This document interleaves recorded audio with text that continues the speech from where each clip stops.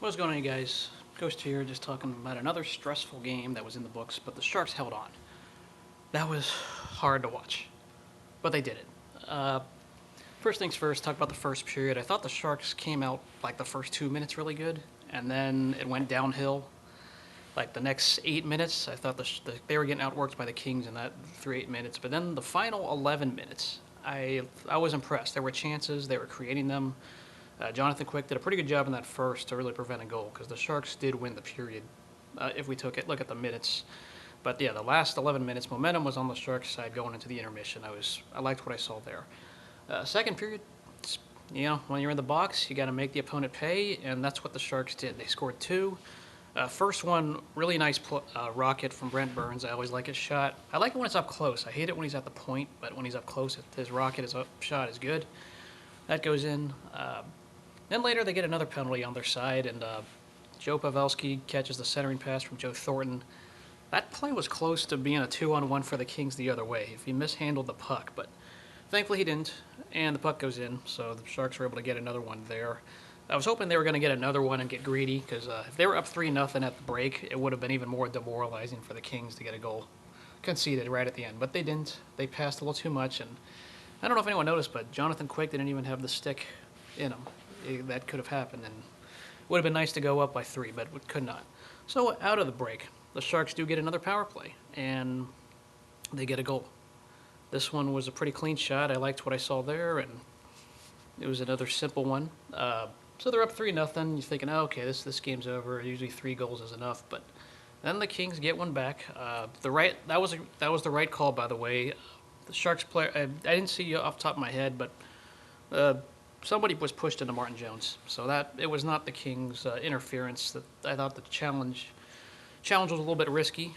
I didn't know if I really agreed with that. If it was later in the game, I might have done it, but that was the right call because he was pushed into it, not a direct interference. So that happens, and then the Kings score again after the power play, and then they score that one from the point. I think that was Shen. Luke Shen went on there. That one sucked. They were getting outworked through. So with all that time left, I think there was like 15 minutes when that goal happened. They were getting outworked by the Kings for about 10 of those minutes, 10 to 11 minutes. They were getting outworked. That was terrible. They were slow. They couldn't win a face-off. They were not able to just do anything. Yet Martin Jones had to stand firm, and they had to just kind of sit on it for a good 11 minutes. That was hard to watch.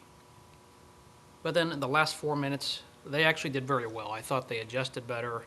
They looked smarter out there, and then they were able to just play defense, play keep away, do some trapping, do some aggressive forechecking, and even back checking. And they held on. We'll take it. It wasn't pretty.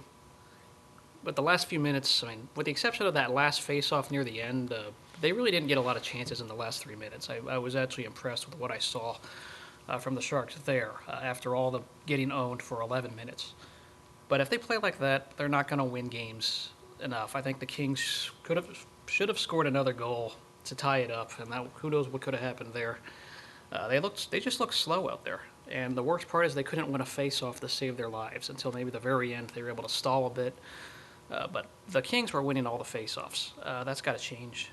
I got to see better because whenever there was a face-off in our zone, I was worried. I had to keep being worried until we saw 0 seconds on the clock. And, of course, when there's a beat LH hit going on, which I'm not a big fan of it, but it is what it is, it's even more nerve-wracking because what if a goal happens and then the crowd is quiet and then the Kings have all the momentum? They feed off that kind of stuff. But now the Sharks are going on the road, and I'm feeling a lot more confident that they're on the road rather than at home. So I hope they close out the series, but as we know, a series is never over until it's 4 games. We've all learned that the hard way 2 years ago. I'm actually happy the Sharks were never up 3-0 in the games and going up and maybe in some ways being up game 3 with 3-0. That would have brought a lot of visions of last year. But 3-1, you got to finish the series. You got to hope it goes right. And you got to hope everything goes correctly. We all don't want to see a game 6. I know some people want to have a home party, but this is something. The Sharks want to end it as soon as possible. They're better on the road. Martin Jones, by the way, also a lot of credit to him. He made some big saves in that first period that I forgot to mention. So very good credit all the way around. Yeah, I'm actually surprised DeBoer put faith in the fourth line, but he did, and his faith was rewarded because, as I said, some of those fresh legs on the ice helped them out at the end, and they got a win. I wasn't happy overall. I was just trying to breathe and relax, and thankfully I can, but there's a long way to go. Let me know what y'all thought of this game. See you guys later, and the series not over until it's over, so I'm just gonna be careful and just say I'll enjoy this one. See you guys later.